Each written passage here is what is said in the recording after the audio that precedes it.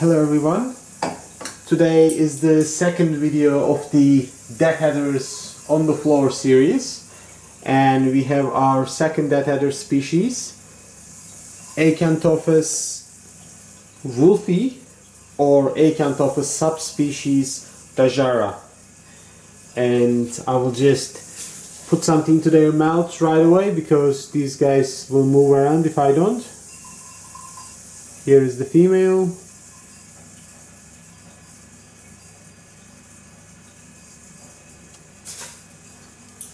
Good job.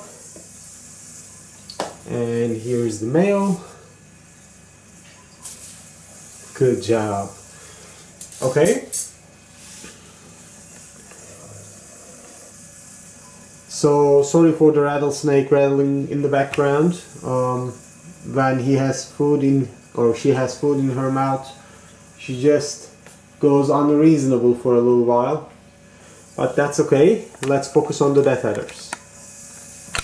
Or in the background we have a cobra, but never mind. Let's focus on the Death Adder. So here is the female, Acanthophis subspecies Dajarra. As their name suggests, these come from the Dajarra Desert of the central northern Australia. And they are very desert adapted species. As you can see, there's a high subocular scale that's protecting the eye, like in a lot of desert snakes. Cerastes genus, Crotalus cerastes, all of these desert adapted species, you can see this raised scale on top of the eye. Even in extreme cases it becomes a horn sometimes.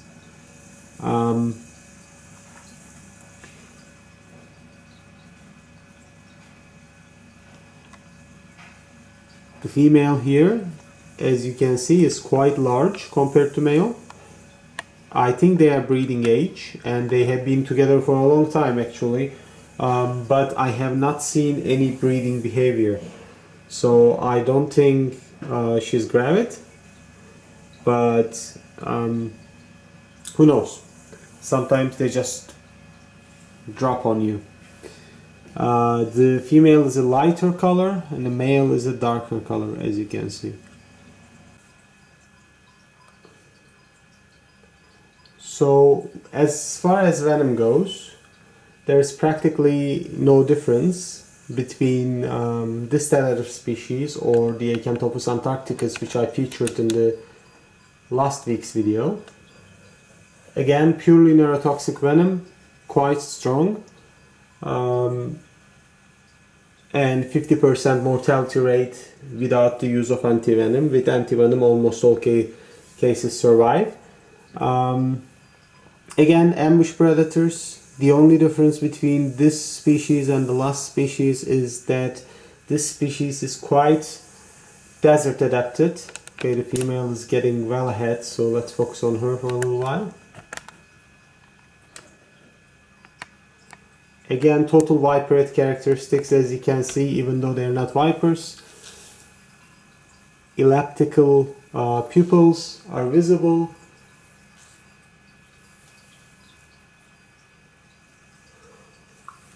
Stout, short body is visible. Longer fangs, let's say, than maybe other Australian elapids, but not as long as viper fangs. As you can see, the color is very well adapted to blend into a earthy, dry environment as well. It's very hard to see this guy in, let's say, Australian outback environment. They really blend in well. And to tell you the truth, the main difference from Antarcticus, aside from the desert adaptation, is size. These stay on the smaller size compared to the Antarcticus, which is one of the largest Acanthophis, probably right up there with the Hawkeye. As you can see, female is doing a great job. On the other hand, male is just trying to position himself. to get to the start, because he bit at an awkward position where the female bit basically right at the spot. So while he's positioning, let's go back to the female.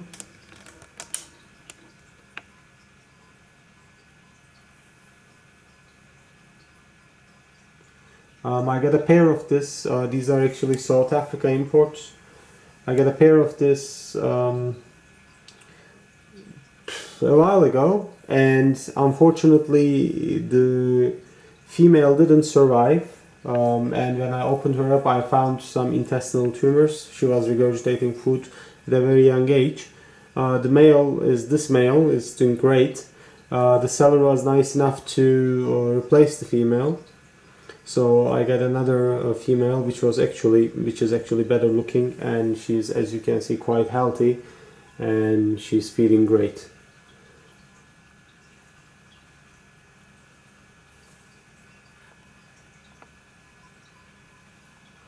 I think this is a nice close-up.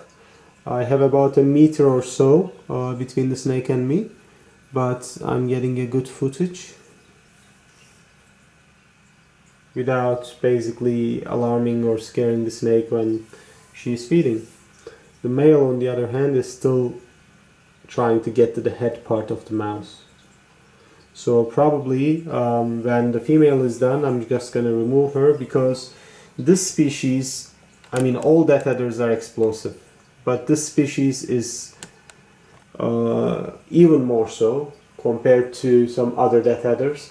And I guess the reason for that is because their main food item in the wild are lizards. In fact, when this species gives birth, it's notoriously hard to start the babies on mice, because they're very adapted to eating all sorts of lizards. In Australia, even your favorite pet, bearded dragons, would be basically a nice lunch for these guys.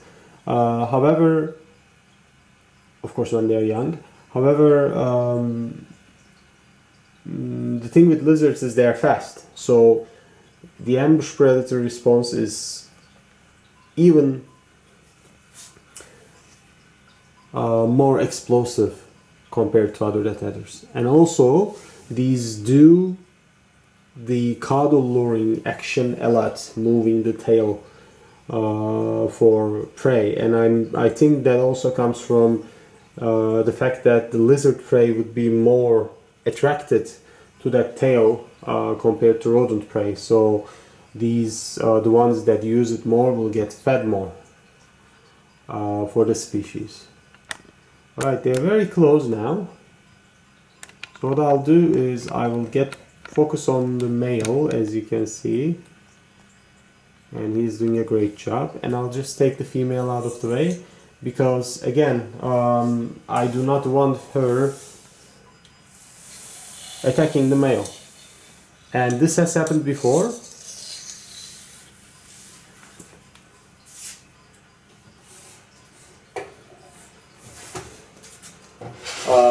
Okay, female is back in her cage. But as I was saying, this has happened before when I had the male and the female together for breeding purposes.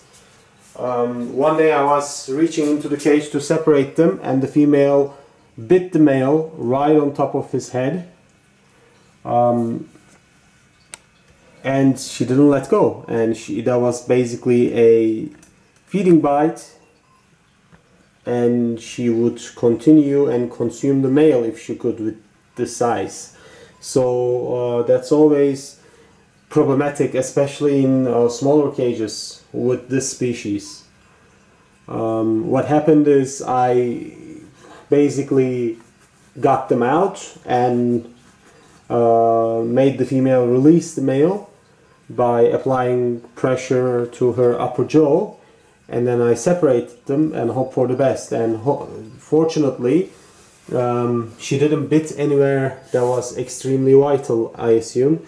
And as the species is almost completely immune to each other's venom, and also the venomous 100% neurotoxic, which means it doesn't cause any tissue damage in the bite area, the male survived without any adverse effects. But this is really, really dangerous when it comes to putting these two together for breeding, so I need to be extremely careful. And also, obviously, you don't reach into any Death Adder's cage because of the extreme risk of getting bitten. So, you know, I am very careful when I'm reaching to these guys' cages, even with a long forceps. And to tell you the truth, you know, this species almost got me once, and it was the female again, and I was basically moving my hand in front of her cage door, which happened to be open at the time because I was changing the water dish.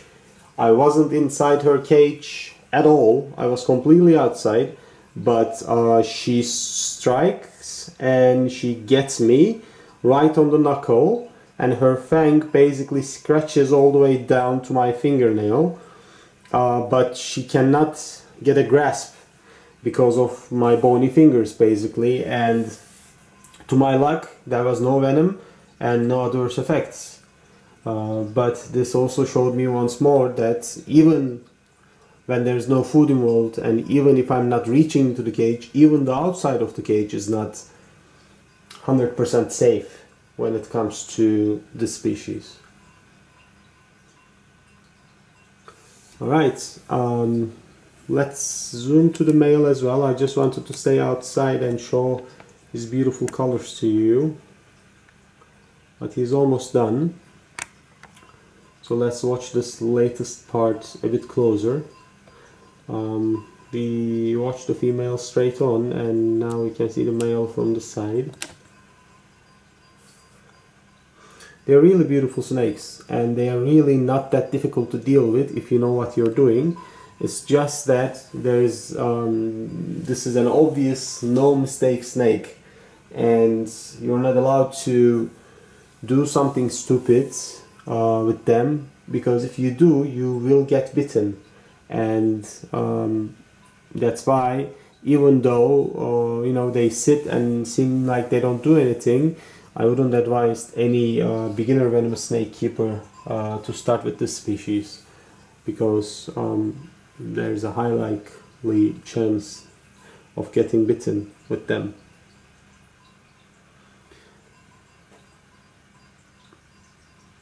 Well, I think this is good enough, guys. The male also ate his mice. Again, this is the Dajarra Death Adder from mainland Australia, and this is the second Death Adders on the floor video, right after Acanthophis antarcticus. Next, I will try Acanthophis laevis from Papua New Guinea, because my other mainland Death Adder pair are still in breeding mode, and I will not disturb them for one more week. So next week we will watch a Papua New Guinea pair feed. They are maybe not as explosive, but they are very nervous, so I do not know how they will handle this, but I will just try. Alright, I hope you guys like this, and we get a small yawn even from the male, so it's all good. Thanks for watching. Take care.